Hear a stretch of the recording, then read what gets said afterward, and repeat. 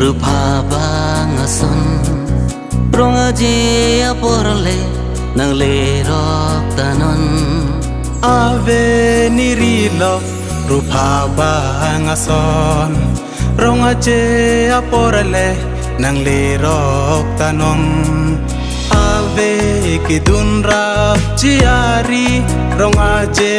along an kapale dunji orana inut ba asami nang toy thati ave kidun rap ciari rong aje along an kapale dunji orana inut ba asami nang toy thati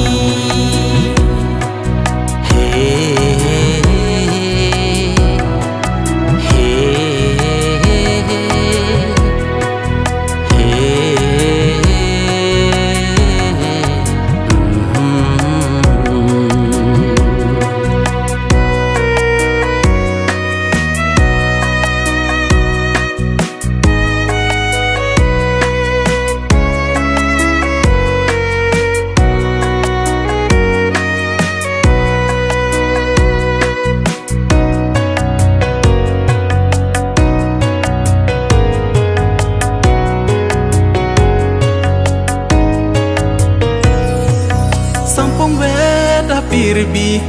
ke sompini singve dono jin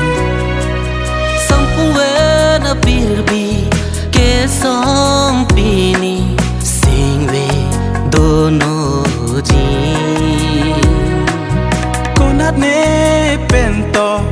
nang toy thati sami raje ke mepi konane pento nang toy thati sami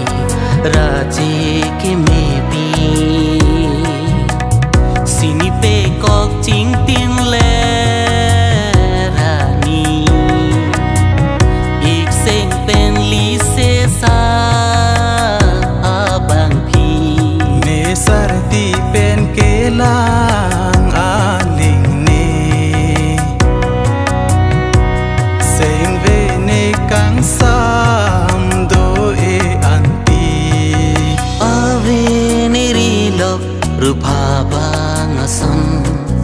rong aje aporle nang le rok tanon ave nirilo rupa bang ason rong aje aporle nang le rok tanon ave kidun rap ciari rong aje along an kapale dunji orana inut ba asami nang toy thati ave kidun rap ciari rong aje along an kapale dunji orana inut ba kasami nang